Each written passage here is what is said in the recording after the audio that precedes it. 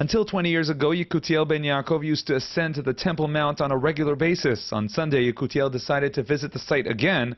During the visit, he dared to bow when he reached the holy site. The day after, he tells Israel National News about the response of the police to this action. And we passed by the gate on the northern side that faces to the Holy of Holies.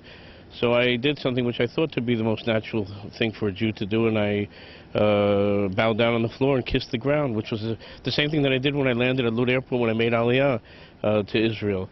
And here, being in this, we've returned home to Israel, and now we're returning to the Mount, please God.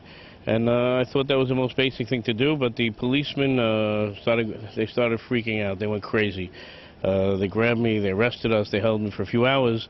Eventually I was released with conditions not to return to the Temple Mount. I must tell you that I felt like a worm before, like we're in some sort of ghetto. Here we are, we're second-class citizens. No dogs, no Jews allowed. And if they allow you in, it's with conditions. You can't move your lips, you can't bow down, you can't pray, you can't wear a prayer shawl. I mean, if they said this to somebody living in Brooklyn or in London, or in Canada, the Jews are not allowed in this place, or you can't have a synagogue on this street, we would call that anti-Semitism.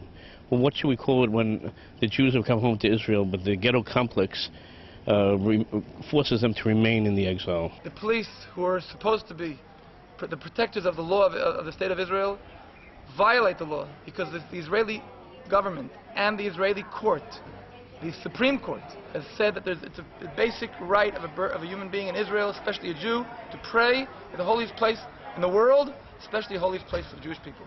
People came there and they recited their prayer, and suddenly the police, who wanted to show off to the Waqf that they are as if they are promoting the order of the public order, and they prevented them from praying, and they arrested the people. It's very difficult for a Jew wearing a kippah to go onto the Temple Mount. I mean, if you're a tourist, or if you're a Gentile, if you're, there was even a group of Germans wearing crosses, they were allowed freely. We were waiting in the hot sun as if we were strangers, foreigners, criminals.